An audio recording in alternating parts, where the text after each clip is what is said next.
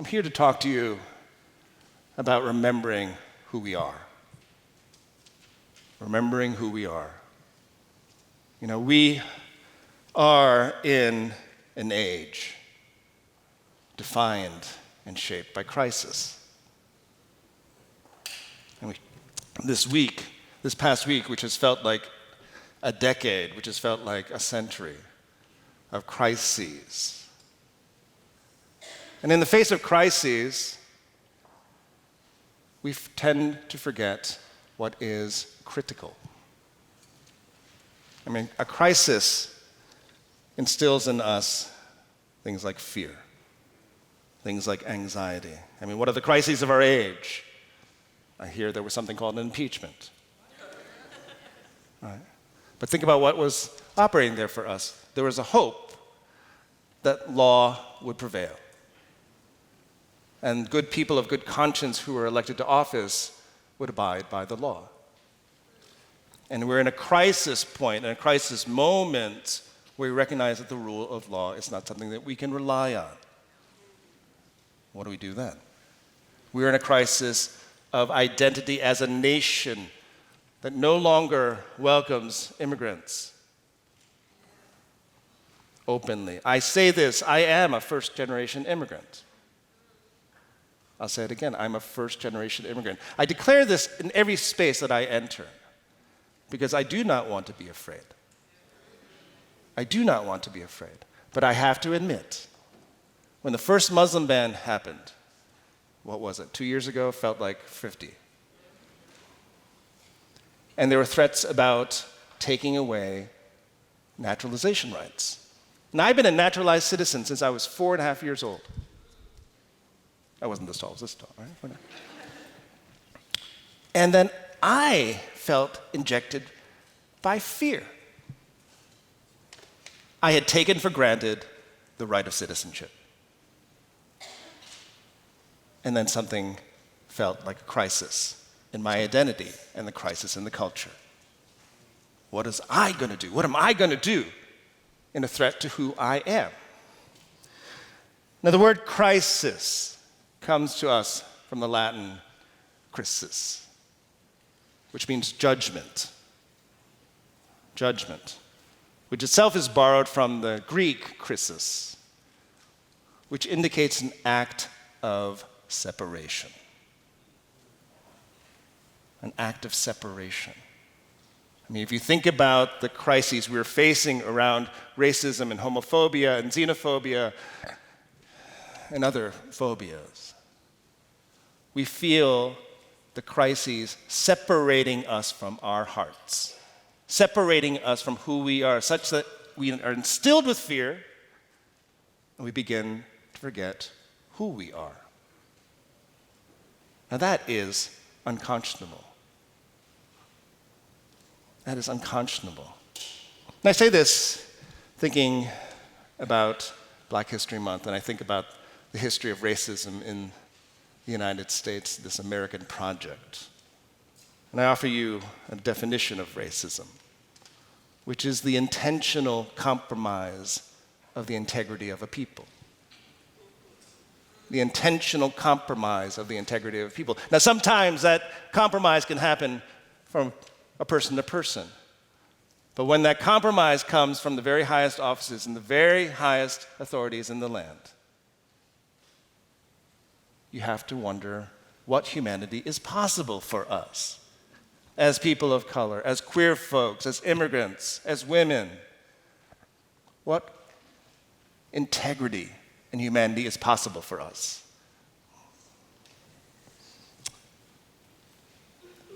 We are born in that moment of crisis and separation to a culture of cynicism, where cynicism is the separation of one's heart from the world. So it's the policies of, and I'm going to say his name only once, the Trump administration, are insidious for sure. But the fact that we have law and policy that inflict the intentional compromise of the integrity of peoples is an act of evil. It is inflicting unjustified suffering onto everyday folks. And we are, as we know, in a space like this, in a place like this, warriors for justice. And as warriors for justice, we come to fight not for power, but for those who suffer.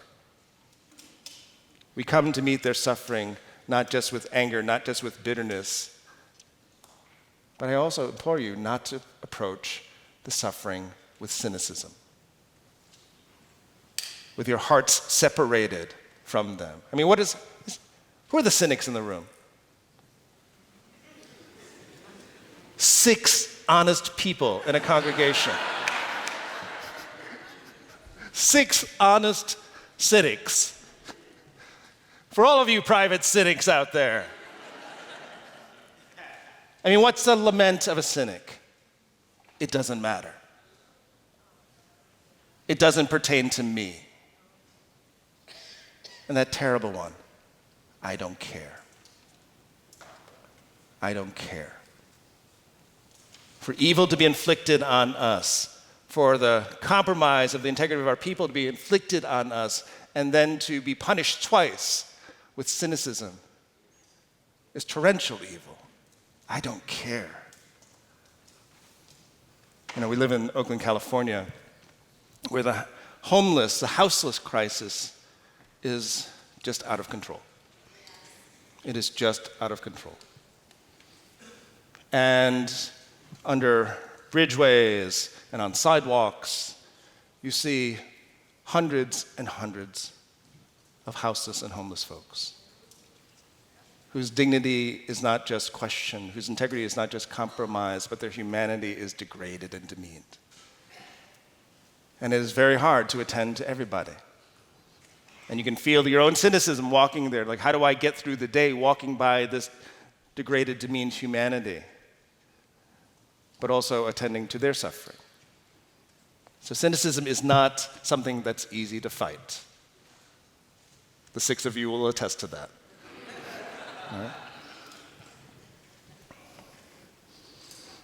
I mean, the cynicism of racism, the cynicism of homophobia, the cynicism of injustice harkens back to that heartbreaking question posed by W.E.B. Du Bois at the beginning of The Souls of Black Folk, where he says, people come to you with these smiles and half gestures, and they ask you a question: how does it feel to be a problem? How does it feel to be a problem? And we know that this is not just an everyday question, but it's a question of the culture that poses us to people of color, to queer folks, women, and so on, the poor. How does it feel to be a problem? And what are we going to do in that problem space? You know, to be in that problem space and problem place and problem identity is to absorb that cynical hatred that's been coming our way. It again instills fear and it instills anxiety, a concern: what do we do? Where do we go from here? And again, it instills a form of amnesia. We forget that we have the capacity to love. We forget that we have dignity, not just for ourselves, but in our peoples. Now, I say this at the beginning of Black History Month because I am myself somebody who is not just indebted, but considers himself a steward of the Black freedom traditions. You know, I said I'm an immigrant. I would not be here standing in this pulpit speaking with you if it were not for the fighters of the civil rights movement and the Black freedom tradition. I owe them a debt.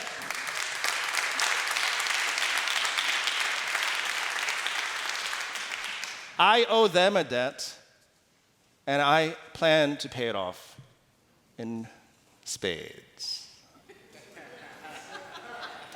I am a steward of that tradition, which means I have to attend to it. The Black freedom tradition, of course, emanates from the experience of the peoples of African descent. But the gifts of the Black freedom tradition are for the entire nation. I mean, amongst the extraordinary things